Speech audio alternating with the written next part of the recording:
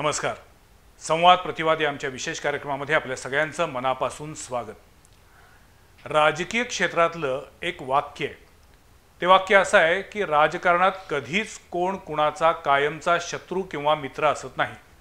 आणि या वाक्याचं इतकं सोयीस्कररित्या प्रत्येकजण वापर करून घेत असतो.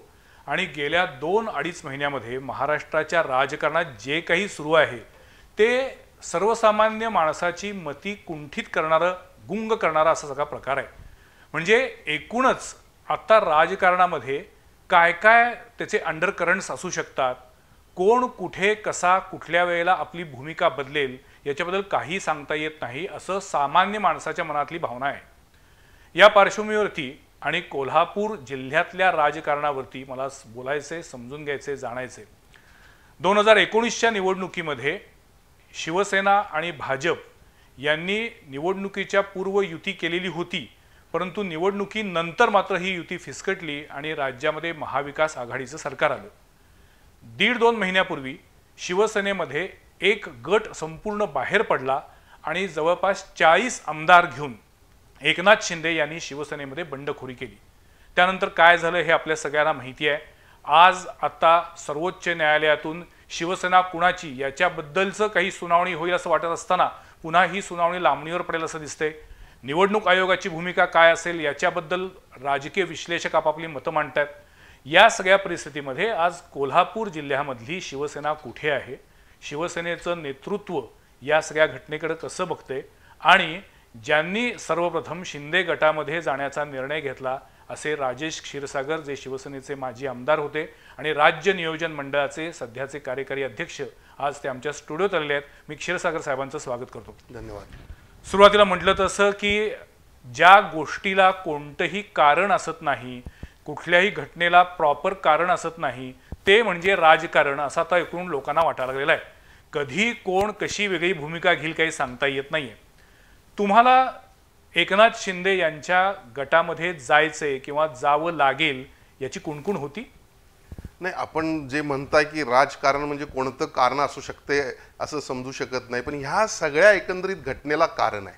बरं, एक लक्षात घ्या, 2019ला शिवसेना आणि भाजप या राज्यामध्ये युती करून आम्ही एकत्र लढलो आणि खऱ्या अर्थानं सन्माननीय शिवसेनेचे त्यावेळेचे पक्षप्रमुख उद्धवजी ठाकरे यांच्या मते की 2.5 वर्ष शिवसेनेचा मुख्यमंत्री, 2.5 वर्ष भाजपचा मुख्यमंत्र्यांनी पद आणि सर्व अर्ध या विषयावर त्यांची चर्चा झाली होती असं त्यांचं म्हणणं होतं. शिवसेनेचे त्यावेळेचे पक्षप्रमुख असतात तर तुम्ही म्हटलं. येस, नक्की. म्हणजे मला सध्या शिवसेनेचे पक्षप्रमुख उद्धव ठाकरे नाहीत असं तुम्हाला म्हणायचं? शिवसेनेच्या राष्ट्रीय कार्यकारिणीमध्ये या राज्याचे मुख्यमंत्री एकनाथजी शिंदे साहेब यांना आम्ही शिवसेनेचे मुख्य नेतेपदी नेमणूक केलेली आहे.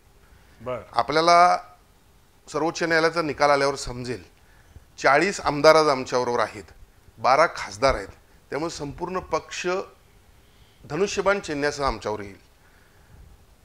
नियमाप्रमाणे आम्ही यामध्ये कोणतंही चुकीचं काही बोलत नाही, कारण कायदा काय सांगतोय, 2/3 ज्याच्या बाजूनं लोकप्रतिनिधी असतील त्याच्या बाजूनं निकाल लागणार आहे. त्यामुळे अतिशयोक्ती यात काहीच नाही.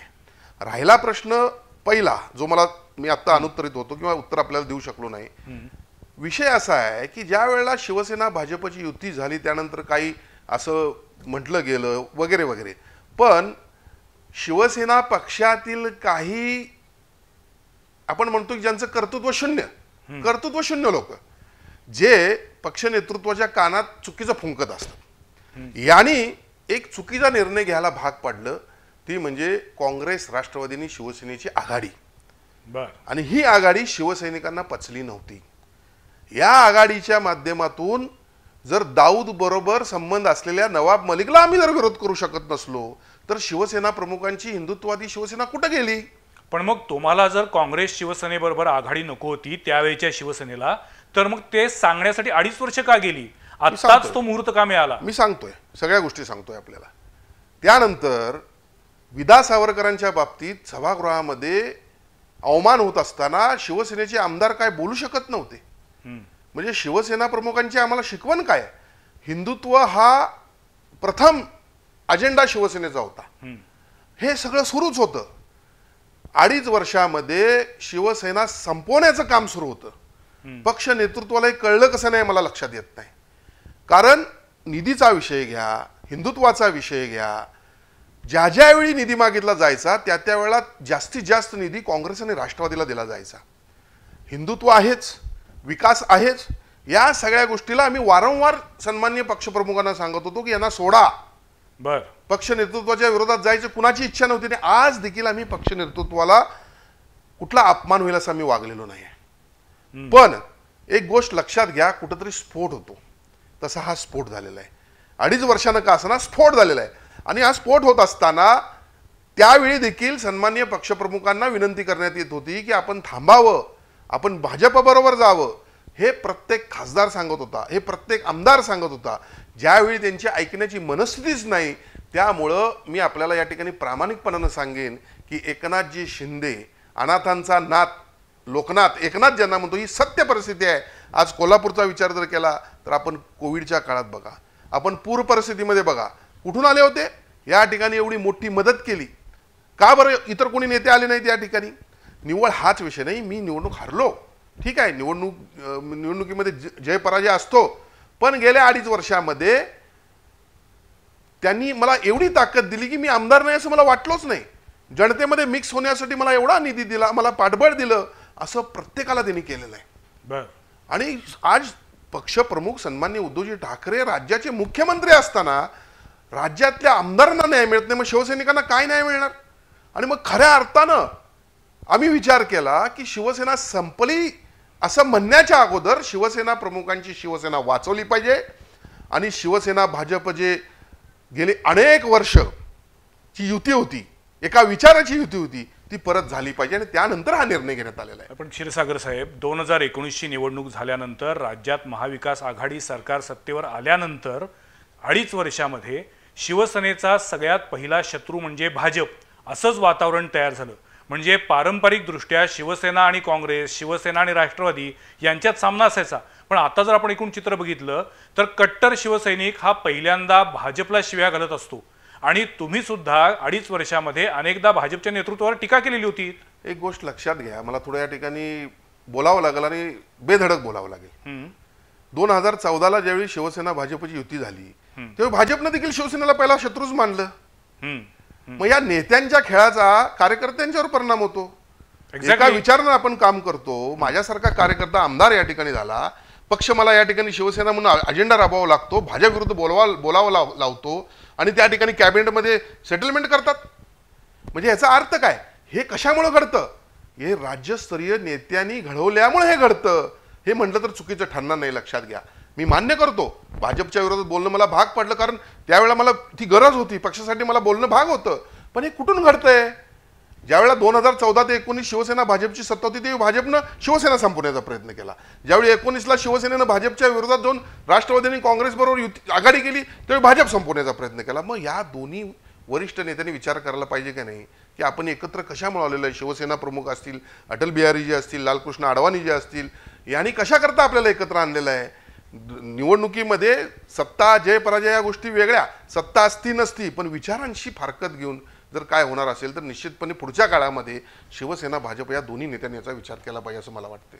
राज्यसभेच्या निवडणुकीनंतर खऱ्या अर्थानं राज्यातलं एकूण राजकीय समीकरण बदललं. त्यानंतर विधान परिषदेची निवडणूक आली आणि विधान परिषदेच्या निवडणुकीनंतर किंबहुना त्याच दिवशी रात्री एकनाथ शिंदे आणखीन 40 आमदार हे नॉट रिचेबल झाले. पहिल्यांदा ते गेले गुवाहाटीला गेले, गुवाहाटीवरून नंतर ते गोव्याला आले. त्यावेळेला कोल्हापूर जिल्ह्यातल्या तुमच्यासह शिवसेनेचे काही माजी आमदार तुम्ही एकत्र गोव्याला होतात. हा खरोखर योगायोग होता? नाही, मी आपल्याला आई अंबाबाई महालक्ष्मीला स्मरून सांगेन की हा योगायोग होता. बर, कारण झालं काय होतं, 19 जूनला माझ्या कार्यालयाचं उद्घाटन मी ठेवलं होतं. शिवालय मी आता म्हणजे शिवसेनेचं एक दुसरं शिवसेना भवनाचं एक स्वरूप या ठिकाणी केलं आणि शिवसेनेच्या स्थापने दिवशी मी उद्घाटन ते ठेवलं होतं. सन्माननीय उद्धवजींना देखील त्याची विनंती केली होती की आपण त्याचं उद्घाटन करावं, पण त्या निवडणुकीमुळे ते शक्य झालं नाही. पण हा योगायोग होता आणि त्यावेळेला माझ्याकडे सगळे आले होते, म्हणले चला आपण जाऊया गोव्याला, फिरून येऊया, पुढची स्ट्रॅटर्जी काहीतरी ठरवूया. पण त्यावेळी हा विषय काय नव्हता. पण तुम्हाला ह्याची कुणकुण लागलेली होती की अशा पद्धतीनं एकनाथ शिंदे स्वतंत्र गट स्थापन करतील आणि 40 आमदारांना घेऊन बाहेर पडतील, बंडखोरी करतील, ज्याला तुम्ही नंतर उठाव म्हणताय, हे सगळं घडेल असं तुम्हाला वाटलेलं होतं का, किंवा त्याची काही तुम्हाला आधी हिंट्स होते का? आणि एक लक्षात घ्या, या सगळ्या गोष्टींची मला कल्पना होती होती 100% होती मला. आणि वेळोवेळी पक्षप्रमुखांना आम्ही समजून सांगत होतो की या सगळ्या गोष्टी थांबल्या पाहिजेत, नाहीतर शिवसेना संपेल, शिवसेना फुटेल. हे तुम्ही उद्धव ठाकरे साहेबांसमोर बोललेलं होतं? सगळे बोलत होते. तुम्हाला सांगतो, मी तुम्हाला खरोखर सांगतो, उद्धव ठाकरेंना आम्ही दैवत मानतो.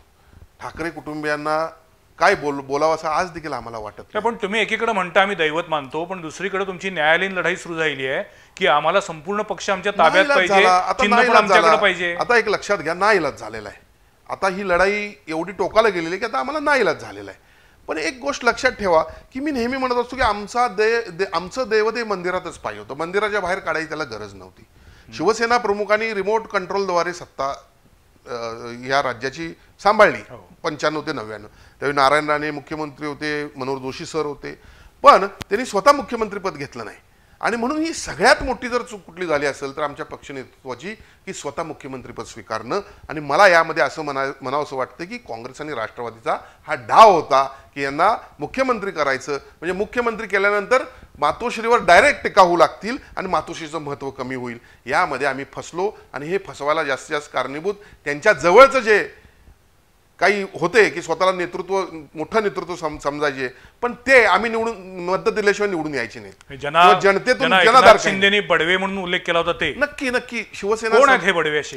हे बघा, आता हे तुम्ही मीडिया वारंवार सांगताय, तसं माझं सर्वच शिवसेने नेत्यांच्या बाबतीत सगळ्यांचे संबंध चांगले होते. पण आज परिस्थिती अशी आहे, आता हे आपण बघतोय, आता ईडीनं अटक केलेले संजय राऊत आहेत, विनायक राऊत आहेत, अनिल देसाईंच्या बाबतीत म्हटलं जाते आणखीन काही असेल. ह्या सगळ्या गोष्टी आहेत. एक लक्षात ठेवा, पक्ष वाढवायचा असला तर नियोजनबद्ध काम केलं पाहिजे.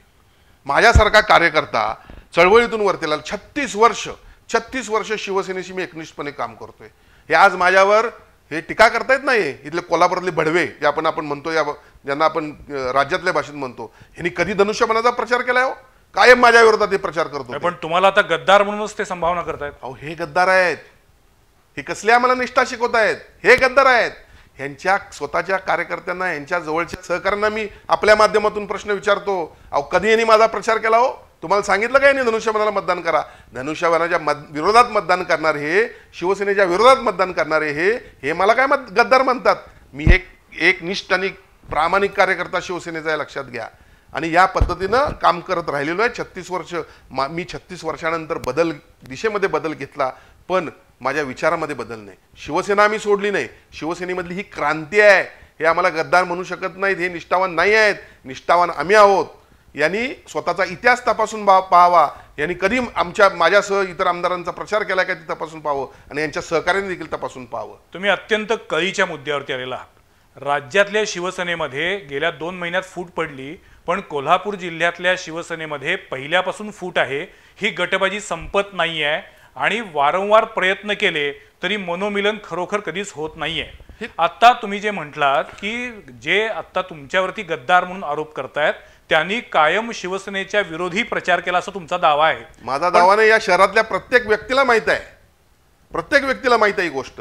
त्यामुळे आज देखील माझ्या पाठीमागे पूर्ण शहरातील जनता उभी आहे. पण ही गटबाजी संपावी याच्यासाठी तुमच्या पक्षातील तत्कालीन वरिष्ठांनी काही प्रयत्न केले की नाही? मला हेच आपल्याला सांगायचं आहे की पक्ष चालवत असताना सर्वात मोठी शिवसेना पक्षामध्ये जर कोणती चूक असेल तर तुम्ही पुढे निघालाय तर तुमच्या पायात कोंदरे घालून ठेवायचा. ही सगळ्यात मोठी चूक.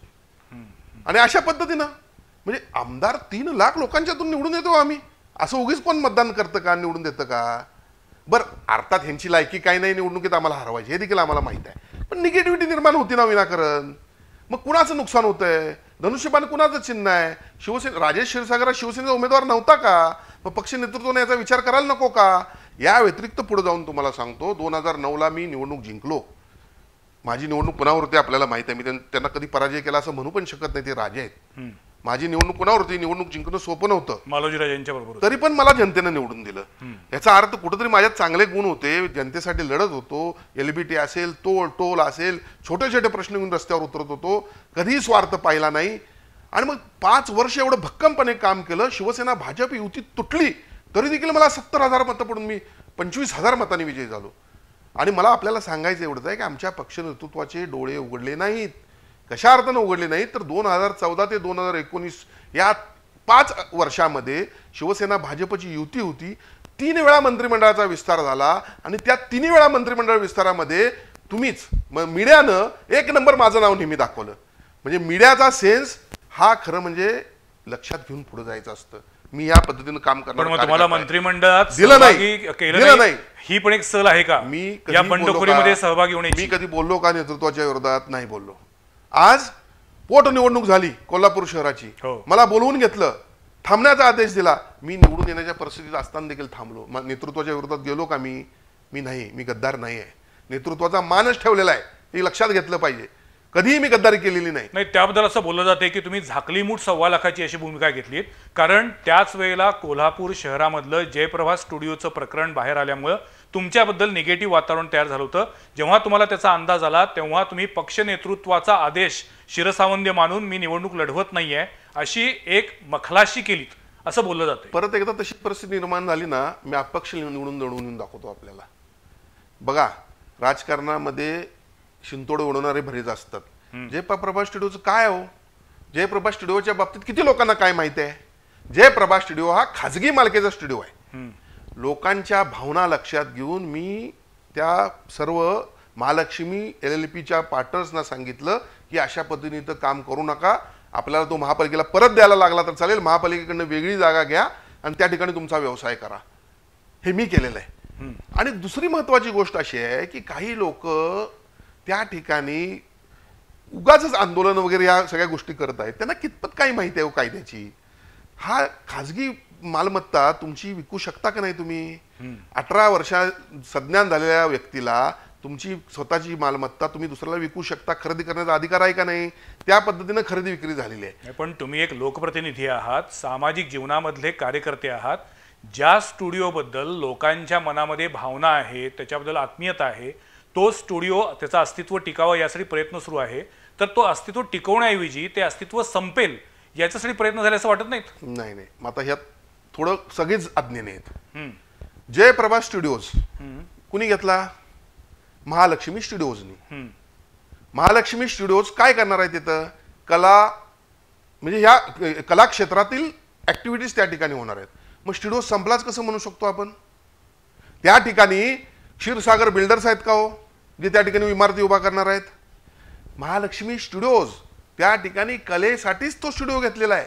लक्षात. आजपर्यंत तुम्ही हा मुद्दा कधीच सांगितलेला नाहीये. नेहमी सांगतोय, ज्यावेळी प्रश्न उपस्थित झाला त्यावेळी सांगितला मी मुद्दा हा निश्चित सांगितलेला आहे. आणि जयप्रभा स्टुडिओ आणि निवडणूक हा वेगळा विषय आहे, लक्षात घ्या. कारण त्या कलाकारांना देखील माहित आहे, कोविडची परिस्थिती असेल, पूर परिस्थिती असेल, नेहमी कलाकारांना हात देण्याचं मी काम केलेलं आहे. एक लक्षात घ्या, गेली 2.5 वर्ष मी निवडणूक हरलो.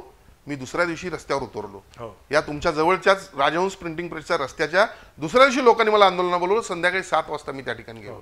लक्षात ठेवा, निवडणुकीचा निकाल लागल्यापासून त्या दिवशी रात्रीपर्यंत 10,000 कार्यकर्ते माझ्याकडे ओक्साबोक्सी रडून गेले. कारण कुणाला पटलंच नाही की मी हरलो कसं. कारण कायम जनतेत असणारा हा कार्यकर्ता, 24 तास माझं कार्यालय उघडं, प्रत्येकाला न्याय. मग कुणी असो, व्यापारी असो, शेतकरी असो, कष्टकरी असो, फेरीवाला असो, रिक्षावाला असो, माझ्या ठिकाणी आला नाही, न्याय मिळाला नाही असं कधी झालं नाही. मग 2019च्या पराभवाची कारण मीमांसा काय? एक लक्षात घ्या. हा, तुम्ही चांगला प्रश्न मला विचारला आणि मला देखील मतदारांना याविषयी सांगणं गरजेचं आहे. सगळ्यात जर वाईट काय झालं असेल तर 3 जानेवारीला कोल्हापुरात एक दंगल उसळली, जी 1 तारखेला भीमा कोरेगाववर दंगल झाली होती. आणि या दंगलीमध्ये कोल्हापुरातील आमचे कोणी नागरिक सगळे चांगले आहेत, कुठल्याही जाती समाजाचे असोत, धर्माचे असोत, त्यात कोणी सहभागी नव्हतं. पण एका गटानं कोल्हापूर शहरातले सगळं गाड्या फोडायला सुरुवात केली, सगळे घरं फोडायला सुरुवात केली, काही ठिकाणी महिलांवर देखील दहशत माजवली होती अक्षरशः. तर त्यावेळेला माझ्यासारखा कार्यकर्ता जर बाहेर पडला नसता तर काय झालं असतो? कोल्हापूर पेटला असं. याचा विचार चांगला कोणी का केला नाही? मला याचं दुःख आहे, मला याचं निश्चितपणे दुःख आहे. माझ्या विरोधात मतदान केलं गेलं, हे किती वाईट झालं. माझ्यासारखा कार्यकर्ता संपवला, लक्षात ठेवा. त्या ठिकाणी गैरसमज करून माझ्यासारखा कार्यकर्ता संपवला गेला, हे एक प्रमुख कारण होतं. नंबर 2, शिवसेना आणि भाजप हे वाद सुरू होता 5 वर्ष. भाजपच्या कार्यकर्त्यांना माझ्याविषयी गैरसमज निर्माण झाला. पण मी भाजप वैयक्तिक कोणाच्या विरोधात होतो काय हो? बिलकुल नाही. शिवसेनेनं दिलेला या ठिकाणी अजेंडा बघा, शिवसेनेनं माझा वापर करून घेतला. मी तुम्हाला स्पष्ट सांगतो, शिवसेनेच्या प्रत्येक धोरणामध्ये मी ताकदीनं उतरायचो, ताकदीनं शिवसेनेचं मत मांडायचो, पण मला म्हणावं तसा न्याय दिला नाही आणि मी प्रत्येक ठिकाणी अंगावर सगळ्यांना घेतलं आणि उड्यावर पडत गेलो. तो एक दुसरं कारण होतं. आणि तिसरी बाकी काही कारणं आपल्याला माहित आहे की निवडणुकीमध्ये तिरंगी लढत झाली नाही. तिरंगी लढत झाली असती तर आणि वेगळं चित्र दिसलं असतं. बाकी आणि वैयक्तिक मला या ठिकाणी असं या ठिकाणी दुसरी गोष्ट बोलावीशी वाटते की अनेक मतदारांना असं वाटलं की मी काय निवडून आलेलोच आहे. त्यामुळे काही गोष्टी घडल्या, इतर काही आता मी त्या आपल्या एकदम डिटेल बोलू इच्छित नाही. पण ठीक आहे, माझा पराभव होणं दुर्दैव निश्चितपणे मला वाटलं, कारण मला लोकसभेला राजू शेट्टींचा पराभव झाला त्यावेळी देखील फार वाईट वाटलं होतं. निश्चित वाईट वाटलं होतं मला. राजू शेट्टींसारखा जर कार्यकर्ता निवडून येत नाही तर मी कसा निवडून येईन याचा माझ्या घरात माझी चर्चा एकदा झाली होती. कार्यकर्ता जगला. राजू शेट्टींच्या विरोधामध्ये शिवसेनेचेच उमेदवार जरी असला तरी मी कार्यकर्ता मानणारा कार्यकर्ता आहे. मी धैर्यशील मानेंच्या विरोधात काय बोलत नाही आज.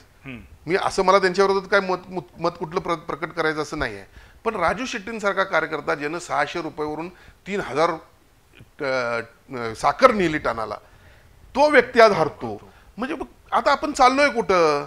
राजेश क्षीरसागर सारखा कार्यकर्ता ज्या वेळेला अंगावर येईल त्यावेळेला अंगावर घेतो, जनतेसाठी अंगावर प्रत्येकाला घेतो, मग कुठेही काही बघत नाही, त्याला तुम्ही हरवता. मग आपण चाललोय कुठं? तुम्ही आता म्हटलं जनतेसाठी अंगावर घेतो, पण आतापर्यंतची जर तुमची एकूण कारकीर्द बघितली तर जे तुमच्या अगदी जवळ होते असे कार्यकर्ते सुद्धा कालांतरानंतर तुमच्या विरोधात जातात आणि तुमच्यावरती आरोप करायला लागतात.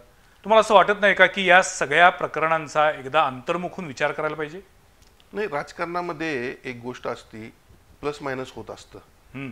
पण मी तुम्हाला माझ्या बाबतीत एक गोष्ट सांगेन, ठामपणे सांगेन. म्हणजे दुर्गेश लिंगरस पासून रविकिरण इंगवलेंपर्यंत मी आपल्याला ठामपणे एक गोष्ट सांगेन. मी कोणाची नाव या ठिकाणी घेऊ इच्छित नाही.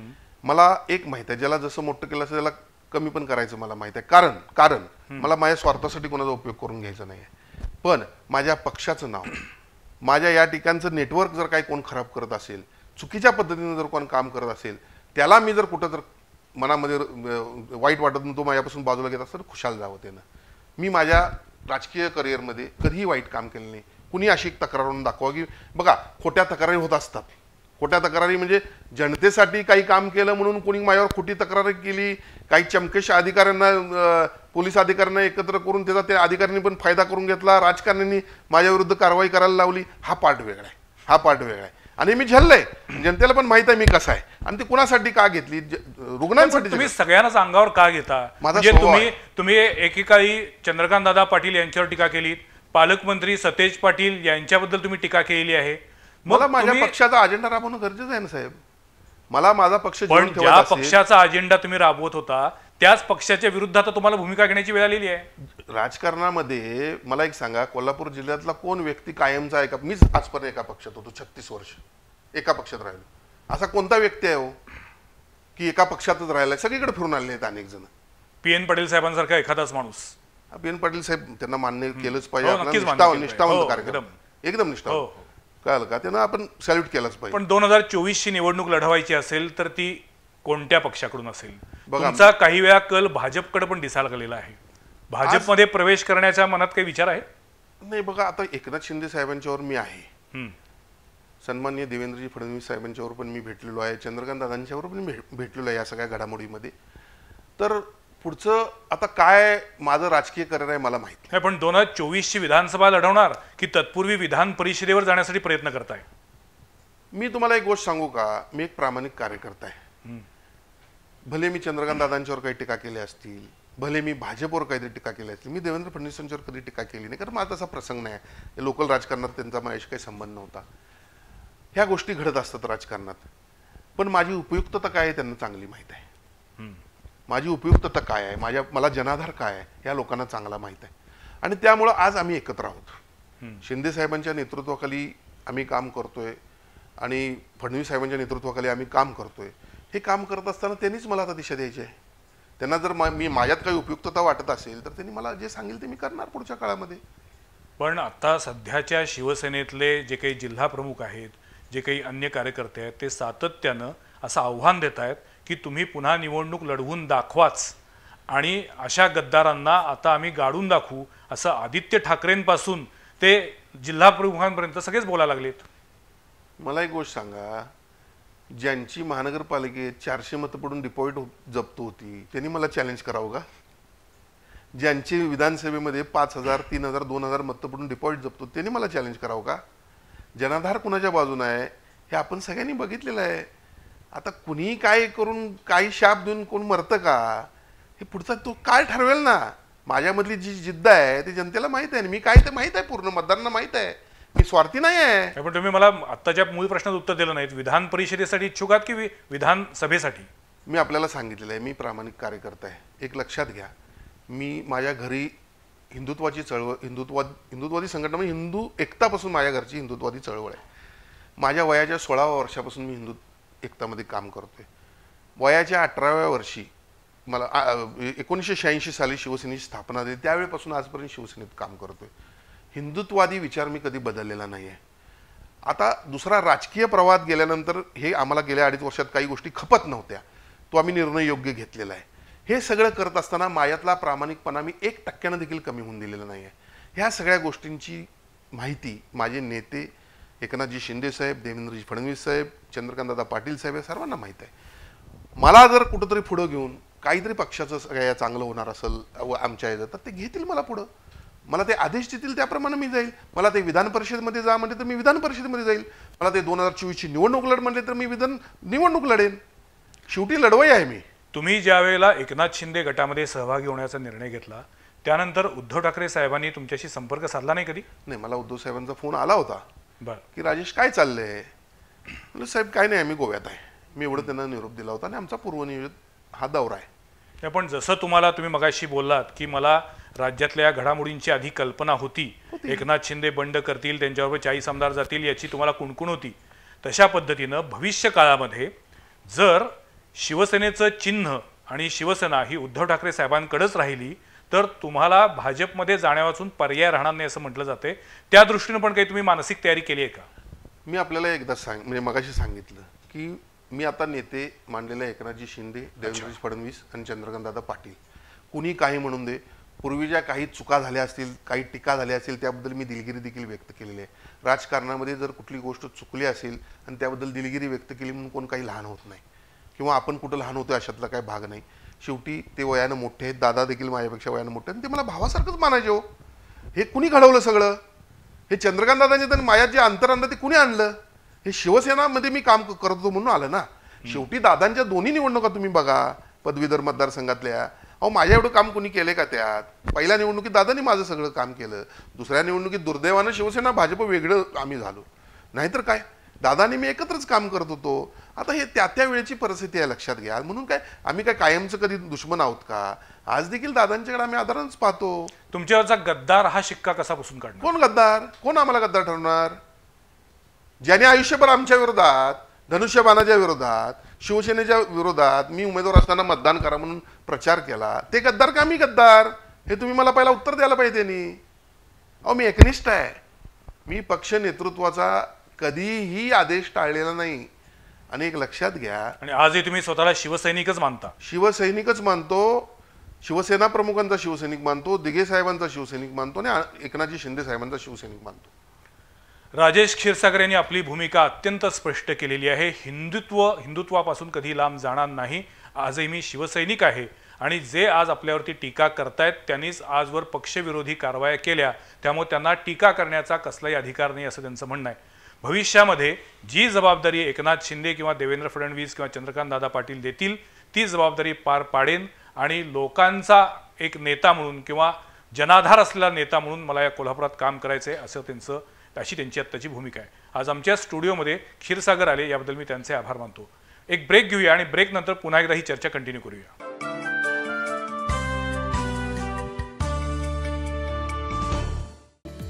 आर्ट्स, कॉमर्स किंवा सायन्स मधून पदवी घेतली आहे, नोकरीसाठी वणवण करायची इच्छा नाहीये ना? मग थोडं इकडं लक्ष द्या. कोल्हापुरात सुरू झालं आहे सिबिक इन्स्टिट्यूट ऑफ टेक्नॉलॉजी.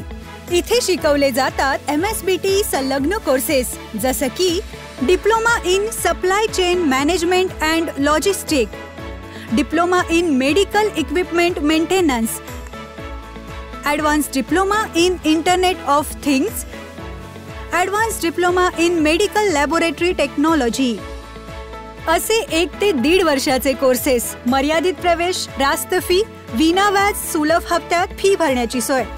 कारण नव्या जगात ज्याची मागणी त्यातच नव्या पिढीचे करिअर घडवण्यासाठी सिबिकची उभारणी. अधिक माहितीसाठी संपर्क करा ह्या नंबरवर.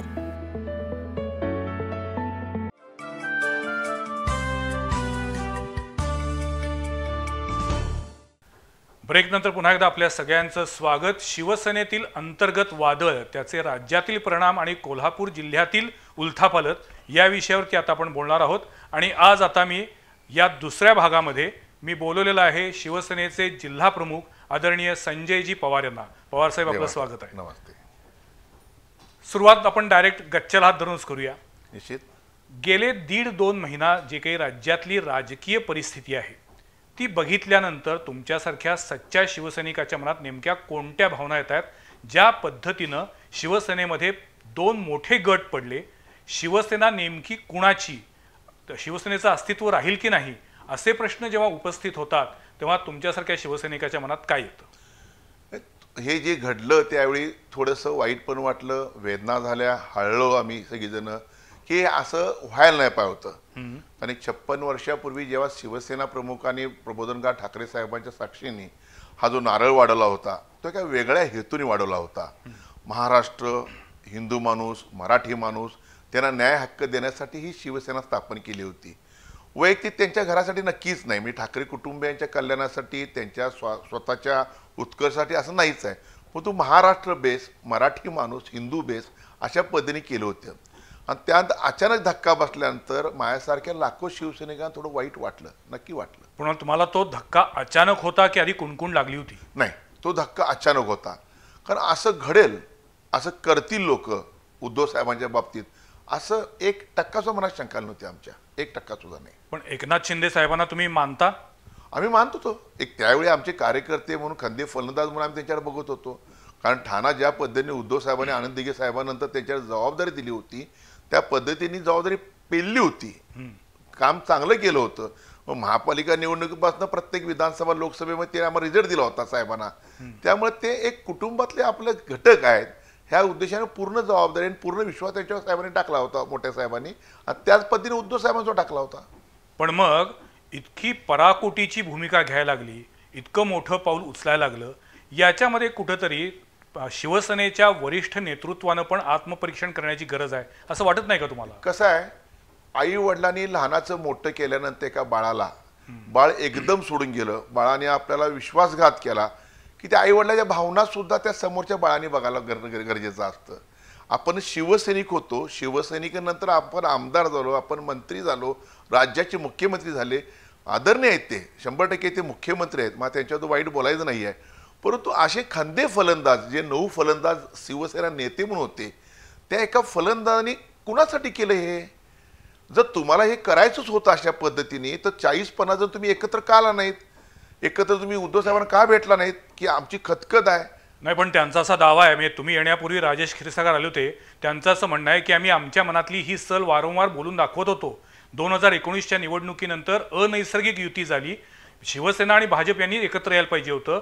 ज्या काँग्रेस राष्ट्रवादीला वर्षानुवर्ष विरोध केला त्यांच्या मांडीला मांडी लावून बसतोय हे आम्हाला मान्य नाही, आणि ही भावना अनेकांनी बोलून दाखवली पण त्याची दखल घेतली नाही, म्हणून हे पाऊल उचलावं लागलं. नाही, हे निव्वळ हा फार्स केला जातो ह्या पद्धतीचा.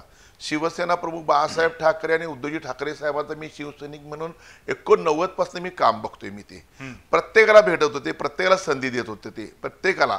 परंतु ह्या 2-2.5 वर्षा काळामध्ये, कोरोनाच्या काळामध्ये, चक्रीवादळ असून दे, नंतर महापुराची परिस्थिती असून दे, कोरोना काळामध्ये उद्धव साहेबांचा आजारपण असून दे, ह्या सगळ्या गोष्टी बघितल्यानंतर आपण सगळ्यांनी त्या कोरोना काळ पण बघितलेला आहे.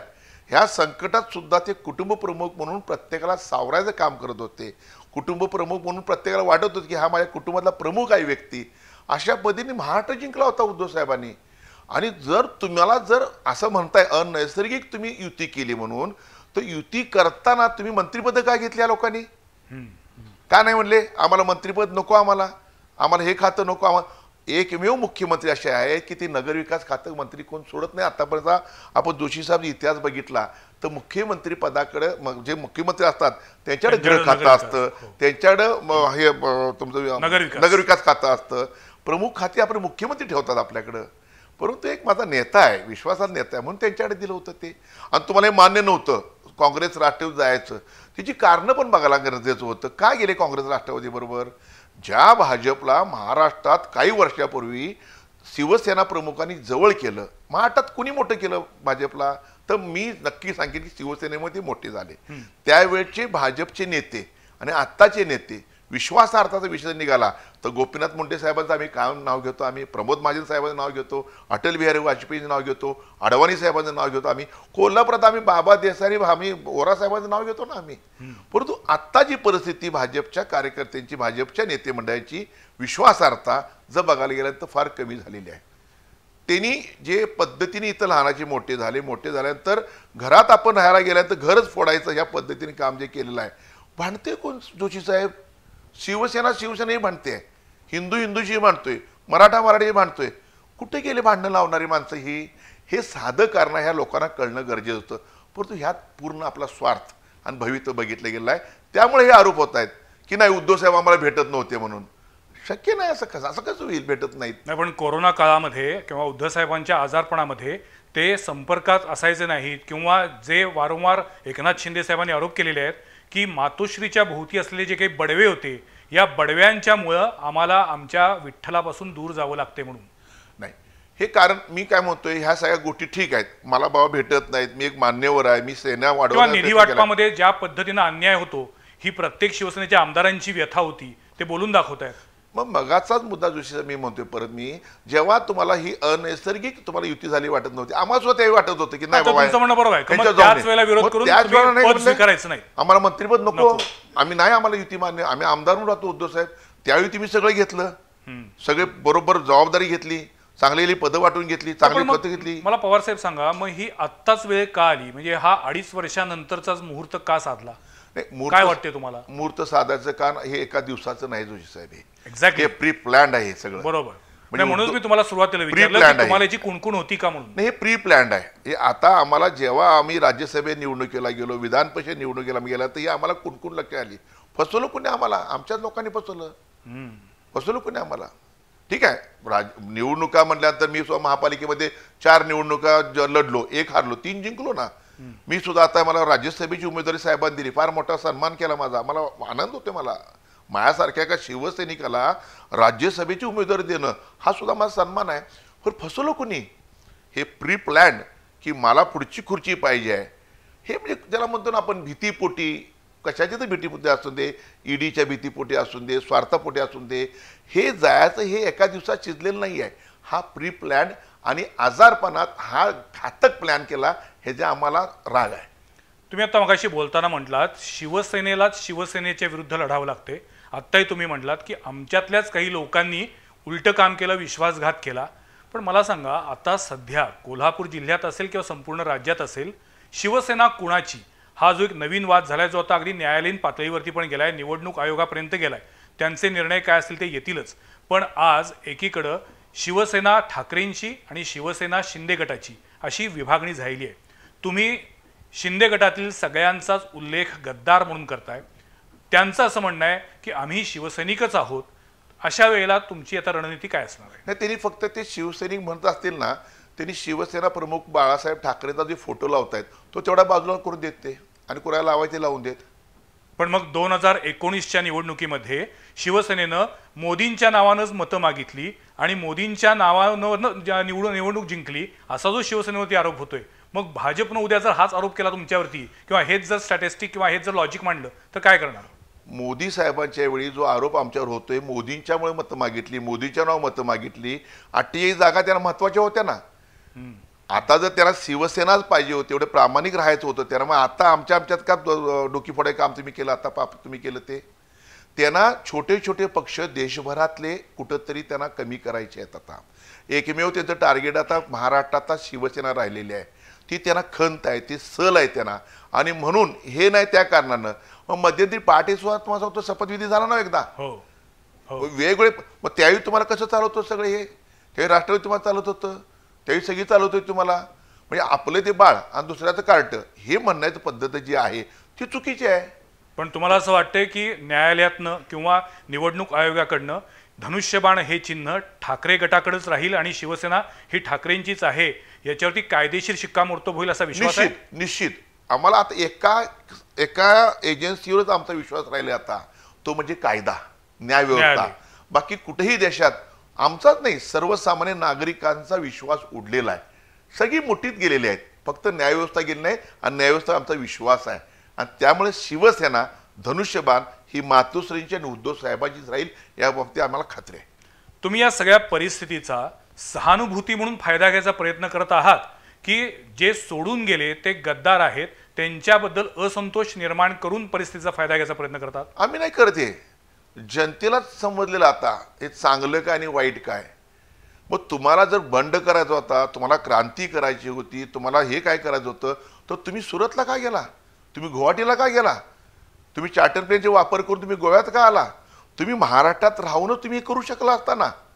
हे एवढ्या लांब जाऊन तुम्हाला ही क्रांती म्हणजे क्रांती खरंच तुम्हाला तो वाईट वाटते. क्रांती शब्दाचा अपमान हे लोक करायला जातात. पण गुवाहाटी असेल किंवा गोवा असेल हे भारताचे भूप्रदेश आहेत. नाही, भारताबरोबर करून कुणाच इथे राज्य आहे तिथं. आणि आपण जर राज्यघटना म्हणत असू तर राज्यघटनेनुसार देशाच्या कोणत्याही भागात गेलं म्हणून काही बिघडत नाही. निश्चित गेलं पाहिजे. परंतु कुठे गेले, कुणी यंत्रणा लावली, त्यावेळी परिस्थिती आपल्या माध्यमातून बघितली, ती कशा परिस्थितीमध्ये त्यांना ठेवलं होतं. तुमचं म्हणणं आहे हे क्रांती बंड जे काय आहे हे स्पॉन्सर्ड होतं, बीजेपी स्पॉन्सर्ड? 100%. अच्छा, 100%, 1% नाही 100%. आता हे थोड्या दिवसांनी पहिल्या बेंचवर जी आमची माणसं बसलेली आहेत, 2-6 महिन्यांनी आपण इथे एकदा फक्त चहा प्यायला बोलावं. मला ह्यांचं एकदा साध्य झालं भाजपचं की हीच लोक पाठीवर बेंचवर तुम्हाला बघायला मिळतील. ज्यांना मान सन्मान जेव्हा मिळणार नाही तेव्हा त्यांना परत उद्धव ठाकरे साहेबांची मातोश्री आठवण येईल, ह्याची मला खात्री आहे. पण त्यावेळेला मातोश्रीचे दरवाजे यांच्यासाठी उघडे असतील? आम्ही विनंती करणार आहे साहेबांना, नको ही लोक अशी घेऊ नका, मातोश्री दरवाजे यांना कायमचे बंद करा. होऊन दे ना, दुसऱ्या फळीतला, तिसऱ्या फळीत, चौथ्या फळीला, 5व्या फळीला 2 निष्ठावंत शिवसैनिक आहे. आणि सगळ्यात महत्वाचं विचारलं गेलं, लोकप्रतिनिधी हल्ले हो, शिवसैनिक हल्लेले नाहीत, पदाधिकारी हल्लेले नाहीत. पण राज्यातल्या अनेक जिल्ह्यांमध्ये तिथले पदाधिकारी सुद्धा आता शिंदे गटाकडे निघालेले आहेत. नाही, काही स्ट्रॉंग म्हणजे मी म्हणतो आता ठाणे ठीक आहे, ठाण्यामध्ये त्यांनी बांधणी चांगली केली होती. पण आज दिघे साहेबांचा उल्लेख जर केला तर दिघे साहेबांच्या भावाचा मुलगा केदार दिघे चांगल्या माणसांनी तिथं काम करायला चालू केलेलं आहे. आणि या सगळ्याचा परिपाक प्रत्येक वेळी तुम्ही विधानसभा लोकसभा तुमच्या लक्षात येईल सगळ्या महाराष्ट्राला की हा राग, ही खदखद जी आहे उद्धव साहेबांना फसवलेली, मोठ्या साहेबांना फसवलेली, शिवसेनेला फसवलेलं, ती खदखद म्हणजे आपण लोकशाहीच्या मार्गातनं मतपेटीतनं निश्चित बाहेर पडेल. जिल्हा पातळीवरती येऊया. राज्यातल्या शिवसेनेतली ही गटबाजी गेल्या 2 महिन्यापासून समोर आली, चर्चेत आहे. पण कोल्हापूर जिल्ह्यातल्या शिवसेनेतली गटबाजी वर्षानुवर्ष कायम आहे. जिल्हा प्रमुख म्हणून तुम्हाला ते फेल्युअर वाटत नाही? फेल्युअर नाही वाटत मला. म्हणजे तुम्ही तुमच्या जिल्ह्यातल्या शिवसेनेतले जे गट आहे ते संपवू शकला नाहीत आणि एक जिन्सीपणानं काम करू शकला नाहीत. आमदारांचा गट वेगळा, जिल्हा प्रमुखांचा गट वेगळा, हे जे वर्षानुवर्ष जिल्ह्यातलं चित्र आहे हे का संपवता आलं नाही? आम्ही प्रयत्न केले, प्रत्येक पातळीवर आपण प्रयत्न केले. प्रत्येकात त्या बाबतीत आम्ही स्वार्थ बघितला, प्रत्येकात त्यावरती प्रामाणिकपणा बघितला गेला, हे निष्कर्ष बघितले आपण. मी स्वतःला एकदम पूर्ण धुतरा तांदळा का म्हणत नाही मी, परंतु मी निष्ठावान राहण्याचं कारण की मी आज जो आहे तो उद्धव साहेबांना बाळासाहेबांमुळे आहे. मी 4 शब्द शिवसेने आहेत म्हणून मी आहे, ही भावना प्रत्येकाने ठेवली असती तर हे गट पडले नसते. प्रत्येकाला काय वाटते मी आहे म्हणजे शिवसेना आहे. आणि जे लोकांशी समजत गेलेले आहेत ते राजकारणातनं मातीत मिळलेले आहेत. आत्तापर्यंत महाराष्ट्रात इतिहास बघितला तरी माझ्यामुळे शिवसेना नाही, शिवसेनेमुळे मी आहे, शिवसैनिकांमुळे मी आहे, शिवसैनिकांमुळं. ही भावना जर प्रत्येकाने ठेवली तर माणसांची कमतरता कधी पडत नाही. आज तुमच्याकडे खूप येईल, भरपूर येईल, पैसा येईल, कोट्याधीश आपले येईल, पण जेव्हा घरात तुम्हाला चपला कमी मिळतील, बघायला माणसं कमी मिळतील, त्यावेळी तुम्हाला त्याचा त्रास व्हायला चालू होईल. तुम्हाला पण तुम्ही जेव्हा आता जिल्ह्यातल्या काही लोकप्रतिनिधींना गद्दार म्हणताय त्यावेळी त्यांच्याकडनं असा आरोप होतोय किंवा त्याच्या आरोपाला उत्तर दिलं जातंय की ज्यांनी शिवसेनेच्या उमेदवाराला पाडण्यासाठीच नेहमी प्रयत्न केले त्यांनी आम्हाला शिवसेनेबद्दलची एकनिष्ठा शिकवू नये. जेव्हा निवडून आले त्यावेळी का बोलले नाही ती लोक? कोण पहिल्यांदा निवडून आलं, कोण दुसऱ्यांदा निवडून आलं. आपली प्रतिमा कोल्हापूरमध्ये काय झाली? आपण विकास कामाबाबतीत कुठे कमी पडलो का? आपण नौका माणूस घेऊन आपल्याला पाडतो कसा? ह्या सुद्धा गोष्टी जे हरलेल्या आहेत त्यांनी सुद्धा आत्मचिंतन करणं गरजेचं आहे. पण मला सांगा, प्रत्येक विधानसभा निवडणुकीच्या वेळा शिवसेना पूर्णपणे एक जिन्सीपणानं काम करत होती कोल्हापूर जिल्ह्यात? हो, नक्की करत होती, नक्की करत होती. पण मग जिल्ह्यातील कधी काही असलेले 5 किंवा 6 शिवसेनेचे आमदार एका संख्येवरती येतात, याला जबाबदार कोण? ह्याला जबाबदार प्रत्येकाची कार्यपद्धती सुद्धा असेल, तुम्हाला असंतोष असेल, शिवसेनेला विश्वासात न घेणं, शिवसैनिकांना विश्वासात न घेणं, शिवसेनेच्या वाढीसाठी दिल खुलास म्हणजे दिल आपण ओतून झुकून देऊन काम करणं. काय या लोकांना असं वाटलं नाही की प्रत्येक गाव तिथे शाखा झाली पाहिजे, प्रत्येक घर तिथे शिवसैनिक झाला पाहिजे? का लोकप्रतिनिधी वाटत नाही आपल्या? पण मला गटातटाच्या राजकारणात मी म्हणतो मी मुद्द्यावर येतो साहेब जरा. गटातटा राजकारण आणि पक्ष आम्ही मान्य करतो. सांगली, सातारा, कोल्हापूर इथे गटातटा राजकारण आहे. माझ्यासारखा जिल्हा प्रमुख मत असं असतं, पहिला शिवसेना, पहिला शिवसैनिक आणि मग तुमचा गट. ह्या काही लोकांनी काय केलं, पहिला आपला गट बघितला आणि नंतर शिवसेना बघितली. त्याचा फटका लोकांना बसला.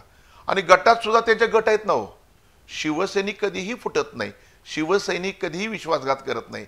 गटातटात राजकारणात पराभूत झालेले लोक आहेत, ते गटातटाचं राजकारण त्यांना कारणीभूत आहे. शिवसैनिक फुटत नाही म्हणताय, पण पराभव जेव्हा होतो तेव्हा त्याची कारण मीमांसा करत असताना शिवसेनेमध्ये कुठेतरी अंतर्गत बेदिली आहे हे स्पष्ट होते. हातकणंगले तालुक्यामध्ये जिल्हा प्रमुख विरुद्ध विद्यमान आमदार, कोल्हापूर उत्तरमध्ये जिल्हा प्रमुख विरुद्ध विद्यमान आमदार, हे जे काही गेल्या 8-10 वर्षामध्ये आपण बघतोय, किंवा तुम्ही आता जसं म्हटला की जिल्ह्यामधले 5 किंवा 6 शिवसेनेचे आमदार एकावरती आले. जिल्हा शिवसेना प्रमुख म्हणून या सगळ्याचं उत्तरदायित्व कधीतरी कोणी स्वीकारलं पाहिजे. स्वीकारलं पाहिजे ना, मला मान्य आहे ना. आम्हाला काय आनंद झाला नाही, आम्हाला संख्या 6ची 8 झाली असती तर आम्हाला आनंद झाला असता. पहिला 1-3 होते, मग 6 झाले, 6चा एकदम 1 झाल्यानंतर आम्हाला वाईट वाटलंच ना आम्हाला, कारण आम्ही अँसरेबल, आम्ही मातोश्रीला आहे आम्ही. परंतु जेव्हा आपण निवडून आलोय, मग याच्यावरती तुम्ही सगळ्यांना एकत्र बसवून काही तोडगा काढण्याचा, मार्ग काढण्याचा बरेच प्रयत्न केले, यश नाही आलं. बरेच प्रयत्न केले आम्ही. मी आज मुंबईमध्ये शिवसेना वाढीचं कारण काय, कोकणामध्ये वाढीचं कारण काय, ठाण्यामध्ये वाढीचं कारण काय, शिवसेना वर्षानुवर्ष तिथले लोकप्रतिनिधी निवडून काय येतात, आमदार खासदार वर्षानुवर्ष काय येतात, त्याचं कारण त्यांनी शिवसेनेला वाढवण्याचा प्रयत्न केला, शिवसैनिक सक्षम करण्याचा प्रयत्न केला. कुणी असं केलं? कुठल्या लोकप्रतिनिधी, कुठल्या सभासद नोंदणीसाठी यांनी कोणी मोहीम राबवली का? शिवसेनेने वेळ दिला का? अनेक ठिकाणी जर तुम्ही जोशी बघितलं तर शिवसेनेच्या बोर्डावर बाळासाहेब आणि उद्धवसाहेब आदित्य साहेबाला यांना लाज वाटायची, काय लोकांना लावायची. आणि आता तर आमचं उद्धव साहेब आहेत, बाळासाहेबाचा फोटो ठेवला का? त्यांना मताचं राजकारण करायचं आणि उद्धव साहेबाचा फोटो बाजूला केलाय. हे नाही काढला उद्धव साहेबांचा फोटो हो. कारण आमचे शिवसैनिक आणि महाराष्ट्र जनतेच्या 13 कोटी जनतेच्या हृदयामध्ये उद्धव ठाकरे साहेबांचा फोटो अजून आहे. उद्धव साहेबांचा फोटो पुसला म्हणून तुम्ही मोठे होणार नाही आहे. आणि बाळासाहेबांची फोटो लावून तुम्ही जर मतं मागणार असाल तर तेवढा फोटो बाजूला काढा आणि मग कळेल तुम्हाला जनता कोणावर आहे ती. कारणं तीच आहेत. प्रामाणिकपणे आपण जर पक्षाने ज्या पक्षावर निवडून आल्यात असं कोणतरी म्हणते का सांगा की मी जिल्हा प्रमुख निवडून आलो, मी शिवसेना निवडून आलो, त्यावेळी तुमचे गट दिसतात, तुम्हाला तुमचे पाहुणे दिसतात, तुमचे मित्र दिसतात. कुठल्या शिवसैनिकाला बोलून, पदाधिकाऱ्यांना बोलून कुठल्या लोकप्रतिनिधी, आमदार खासदार सत्कार केला आपण ऐकलंय का? कधीच नाही. निवडणूक होईपर्यंत जिल्हा प्रमुख, उपजिल्हा प्रमुख शिवसैनिकांना लागतात.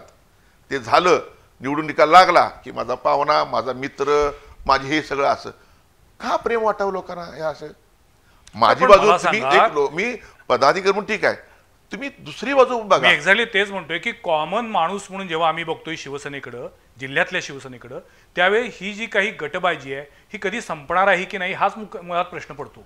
निश्चित. आणि दुसरा भाग आता तुम्ही म्हटलात तसं की सातत्यानं या बंडखोर गटाकडनं असं सांगितलं जातंय की आम्ही विद्यमान सत्तेत असलेले आमदार असून सुद्धा आम्ही ही एक प्रकारे क्रांती केली, आम्ही एक प्रकारे हा उठाव केला, आम्ही कुठल्या सत्तेसाठी म्हणून गेलेलो नाही आहे, तर आम्हाला शिवसेनेची धोरणं तत्व पटली नाहीत म्हणून बाहेर पडलेलो आहे.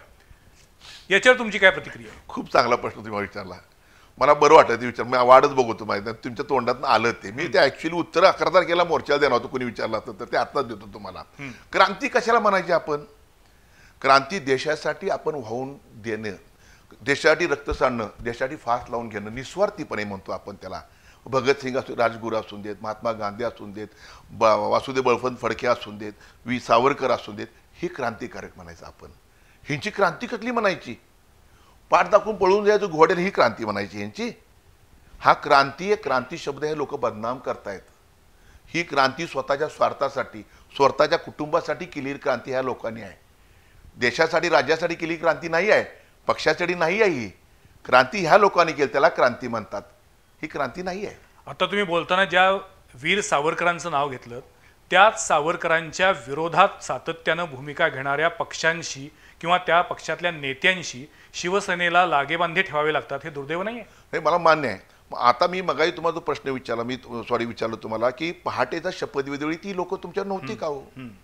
परंतु बाळासाहेब, मोठ्या साहेबांनी, उद्धव साहेबांनी सावरकरांचा कायम मान सन्मान ठेवला, तुम्ही बघताय. कुठल्याही पक्षाने ठेवलेला नाही आहे, तो आम्ही ठेवला आणि आम्ही कायम ठेवणार. अच्छा, मला आता तुम्हाला एक विचारायचं आहे पुढच्या निवडणुकीची तयारी 2024च्या निवडणुकीची तयारी करत असताना आहेत त्यांना घेऊनच जायचं की पुन्हा नव्यानं जे या चिमण्यांनो परत फिरा असं म्हणून त्यांना साथ घालायची, असा काही विचार केलाय? हा शेवटी मातोश्रीचा त्याचा अधिकार आहे तो. परवा आदित्य साहेब दौऱ्यावर आले होते त्यावेळी त्यांनी सांगितलं की ज्यांना कुणाला अजून याचे 3 दरवाजे खुले आहेत, परंतु काही जी लोक आम्ही बघितलेली आहेत की त्यांची योग्यता नव्हती, त्यांची पात्रता नव्हती, त्यांनी फक्त शिवसेना धनुष्यबाण मोठे झाले आणि उद्धव साहेबांना दगाफटका केलेला आहे. अशा लोकांना अजून न्यूट्रल आहेत काही लोक, परंतु दगाफटका करून मातोश्रीवर टीका तुम्ही करताय, उद्धव साहेबांना बाळासाहेब टीका तुम्ही करताय. अशा लोकांना मातोश्रीचं दार नाही गेट बंद करा म्हणून सांगणार आम्ही. जी लोक गप्प आहेत, काही लोक अडचणीपोटी गेले असतील, काही गोष्टी प्रेशर खाली गेल्या असतील, ती लोक जर उद्धव साहेबांना भेटली, उद्धव साहेबांना आलीत आणि उद्धव साहेब निर्णय घेतला तर आम्हाला आनंदच आहे. आणि आम्हाला खात्री आहे काही लोकांची अस्वस्थ आहेत अजून सुद्धा तिथं. आता झालं ना 35-40 दिवस झाले अजून मंत्रिमंडळ नाही ह्यांचं.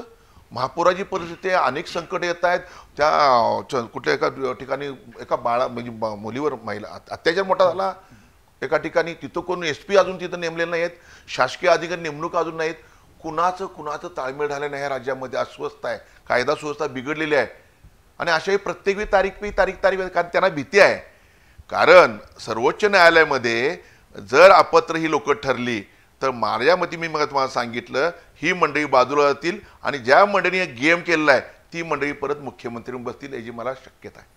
बरं, कोल्हापूर जिल्ह्याचा विचार करायचा झाला तर कोल्हापूर जिल्ह्यातील एकमेव शिवसेनेचे आमदार असलेले आबिटकर हे सुद्धा शिंदे गटामध्ये गेले. दोन्ही खासदार हे शिवसेनेचे दोन्ही खासदारांनी सुद्धा बंड पुकारलं, पलीकडे गेले. काही माजी आमदार अजून तळ्यात मळ्यात करतायत, काही दोन्ही दरडीवर पाय ठेवून आहेत, काही अजूनही आपली भूमिका स्पष्टपणे उघडपणे मांडायला तयार नाही आहेत. अशा वेळेला शिवसेना कोल्हापूर जिल्ह्यातली खूप वीक झाली असं वाटत नाही तुम्हाला? नाही, ही 10-15 वर्षापूर्वी कुठं होती नको आमच्यावर त्यावेळी? नाही, पण आता अगदी गेल्या 15 दिवसापर्यंत तुम्ही यातल्याच काही लोकांना शेजारी बसवून मेळावे घेतलेले आहेत की ज्याच्यामध्ये खासदार होते, आमदार होते, ते म्हणत होते की नाही आम्ही शिवसेनेच्या बाजूनच आहे, आम्ही कट्टर आहोत, बेंटेक्स सोनं असे सगळे उल्लेख झाले. पण आज आता पुन्हा तुम्हाला त्यांच्या विरोधात मोर्चे काढण्याची वेळ येते. माझ्या डोळ्यात तुम्ही पाणी बघितलं असेल एबी माझ्या न्यूजमध्ये, फक्त तोच धक्का मला मोठा होता.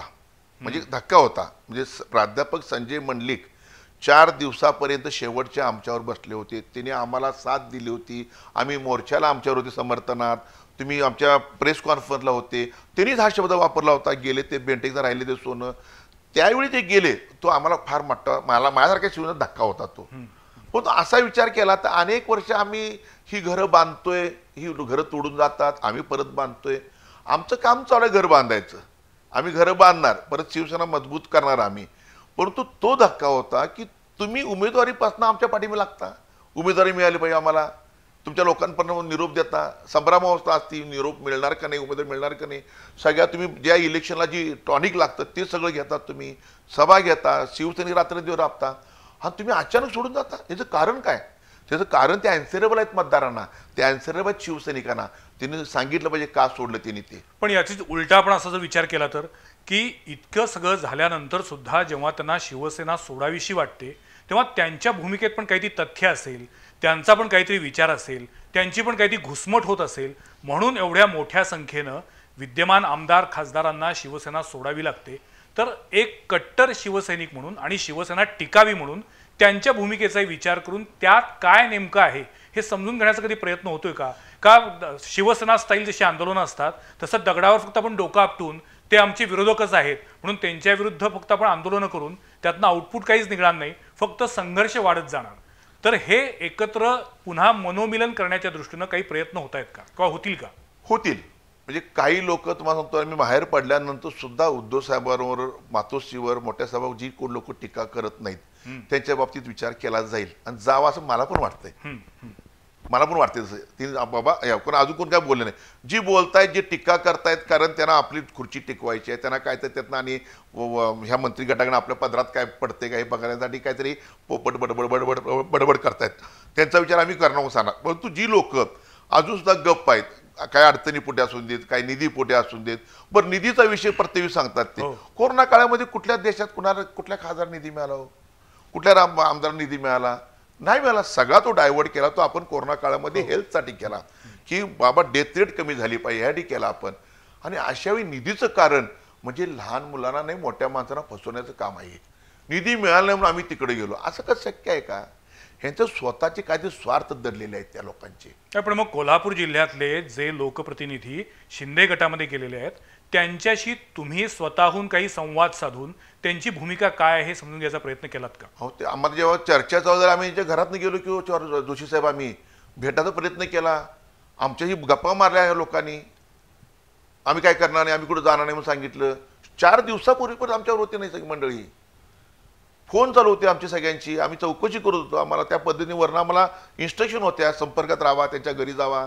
मी विजय देवणे आम्ही जात होतो त्यांच्या घरी, भेटत होतो. त्या वॉचमनची माझी एवढी ओळख झाली रिकर कॉलेज जाऊन की मी किती वेळा गेलो त्या घरी त्यांच्या वॉचमनच्या. मी त्या सकाळी जा संध्याकाळी जा. प्रवीणला विचारा, भाऊ होता माझा. पण ज्यावेळी त्यांनी ही भूमिका जाहीर केली, कोणी आमदार असतील खासदार असतील, त्यानंतर त्यांची भूमिका समजून घेण्याचा प्रयत्न झाला का? त्याच्या आधी तुम्ही संपर्कात होतात, पण जेव्हा त्यांनी त्यांची भूमिका जाहीर केली त्यानंतर आता ती कटुता आणखीन वाढत चालली आहे. म्हणजे खरे शिवसैनिक कोण याच्याबद्दलच आता तुमची एनर्जी वाया जाती की काय असं मला वाटायला लागले. नाही, खरं अगदी बरोबर आहे. त्या पद्धतीने ही दाखवण्याची सुरुवाती गरज होती. जो आम्ही समर्थन मोर्चा काढला तेव्हा खरे शिवसैनिक कोण ते कोल्हापूर उतरले. आता लोक शोधतायत, पदाधिकाऱ्यांना पैसे देण्याचा प्रयत्न करतायत, पदाधिकाऱ्यांना पद द्यायचा प्रयत्न करतायत. तुम्ही इकडे या, आमच्याकडे या, तिकडे या. कोण हाताला लागलेलं नाही अजून. ते दुर्दैव आहे त्यांचं, अजून लागलं कोण. कारण कोल्हापूर हा स्वाभिमानी जनतेचं कोल्हापूर आपले आहे. असं कुठे विनाकारण कुणा नादाला लागणार नाहीत लोक आपली. जी शिवसेनेची बाळासाहेबांची उद्धव साहेबांची रसायनात तयार झालेला शिवसैनिक आहे तो कधी कुठं हल्लेला नाही, हलणार नाही याची मला खात्री आहे. कुठल्याच आमिषाला बळी पडणार नाही आमचा माणूस. आणि महाराष्ट्रामध्ये शिवसेना राहिली पाहिजे, टिकली पाहिजे, यात काही शंकाच नाही. प्रत्येक मराठी माणसाच्या मनातली हीच भावना आहे की शिवसेना असलीच पाहिजे, ती राहणार. म्हणजे कधीच कुठलाही राजकीय पक्ष अशा छोट्या मोठ्या वादामुळे पूर्णपणे संपतो असं होत नाही. कुणीही तशी जरी राक्षसी महत्वाकांक्षा ठेवली तरी ते होत नाही, हे मी स्वतः पण वैयक्तिकरित्या मान्य करतो. पण आत्ताच्या या सगळ्या संक्रमणावस्थाच्या काळामध्ये थोडंसं आत्मपरीक्षण, आत्मचिंतन करण्याची पण शिवसेनेला गरज आहे असं वाटत नाही आहे? असं मला वाटतंय. त्या पद्धतीने वरिष्ठ त्या पद्धतीने करत असतील सुद्धा. त्या पद्धतीने कशा पद्धतीने गेलं पाहिजे, आपण काय बदल केले पाहिजे. कोल्हापूर जिल्ह्यापुरतं तरी तुम्ही तसं करतोय ना आम्ही. परंतु आम्हाला हे धक्के असे नाही. पण काय झालंय आता कोल्हापूर जिल्ह्यापुरता आपण बोलत असताना पुन्हा पुन्हा तोच गद्दार आणि खरे शिवसैनिक इथंच येऊन हा विषय थांबतोय, त्याच्या पुढे सरकत नाहीये. आणि त्यामुळं 2024च्या निवडणुका असतील किंवा येणाऱ्या काळातलं राजकारण असेल, कोणती निवडणूक असू दे, पहिल्यांदा लोकांसमोर जात असताना एकतर लोकांच्या समोर त्यांची सहानुभूती मिळवण्याचा प्रयत्न होईल किंवा अतिरेकी टोकाचा संघर्ष होईल. आणि त्यातनं कोल्हापूरचं राजकारण तिसऱ्याच दिशेला जाईल की काय अशी भीती वाटते. बरोबर. म्हणून मी तुम्हाला एका राजकीय पक्षाचे जबाबदार पदाधिकारी म्हणून विचारतोय की या सगळ्याचा एक सर्वकंश किंवा जर आपण म्हणतो की सारासार विचार करून त्याच्यातनं आपल्याला नेमकं काय आउटपुट काढायचे असा काही विचार होतोय का? असं आम्हाला वाटत नाही का की बाबा इथं सगळं आलबेल असलं पाहिजे, कोल्हापूरचा विकास झाला पाहिजे, सुरुवात गटबाजी संपवण्यापासून व्हायला पाहिजे ना, व्हायला पाहिजे. म्हणून मी म्हणलं एका हाताने टाळी कधी वाजत नाही. मग परत रिपीट करतो, माफ करा मला. शिवसैनिक पत्र तुमच्या निवडणुकीपुरता काय लागतो? निवडून आल्यानंतर शिवसैनिक काय करतो, शिवसेना सक्षम झालाय काय शिवसैनिक, त्याच्या सुखादुखाला तुम्ही किती वेळ देता, तुम्ही शिवसेना वाढवण्यासाठी आपण किती प्रयत्न करतो. जर उद्धव साहेबांनी बाळासाहेबांनी जर ठाकरे कुटुंब असा विचार केला असता तर मग काय झालं असतं महाराष्ट्राचं? त्यांनी कधी विचार केला नाही. त्यांनी विचार राज्याचा केला, त्यांनी मराठी माणसाचा केला, ते हिंदूंचा विचार केला. आणि म्हणून जी आमची नाळ मातोश्रीची आहे ती न तुटण्या कारण ते आहे. मला सुद्धा अनेक वेळा इच्छा होती, मगाशी चांगला शब्द आपला महत्वाकांक्षा असली पाहिजे, पण तू राक्षसी महत्वाकांक्षा, सगळं मलाच पाहिजे, सगळं मलाच पाहिजे. मग त्या शिवसैनिकांना काय करायचं? मग तुम्ही आमदार खासदार झाल्यानंतर डेव्हलपमेंटचा विषय येतो, त्या शिवसेना वाढीसाठी विचार असतो, तुम्हाला एक पद असतं, मान असतो, किती वेळा आपण देतो पक्षासाठी, हा विचार त्या लोकांनी केला पाहिजे. आपण 25-25, 30 वेळा ह्या कोल्हापुरातनं आमदार झालेले लोक आपल्याकडे आहेत. आणि जे ज्या घरात लढाऊबाणा आहे, पाण्याच्या उलट्या प्रवाहात लोक माणसं आहेत, ते जाणारी माणसं आहेत, ती आज जनतेसमोर येऊन का सांगत नाहीत की मी का गेलो उद्धव साहेबांना सोडून? आणि अशा वाईट काळात उद्धव साहेबांना सोडून जाताय तुम्ही.